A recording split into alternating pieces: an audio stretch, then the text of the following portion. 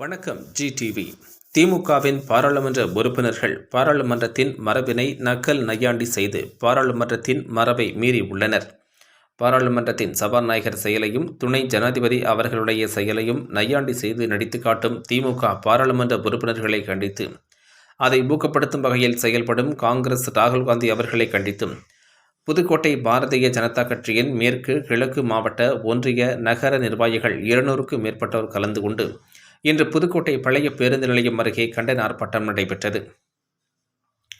இந்த நிகழ்ச்சிக்கு தலைமை தாங்கியவர் புதுக்கோட்டை மேற்கு மாவட்ட பாஜக தலைவர் திரு விஜயகுமார் அவர்கள் மற்றும் மாவட்ட பொதுச் செயலாளர் ஏவிஎஸ்எஸ் கணேசன் அவர்கள்,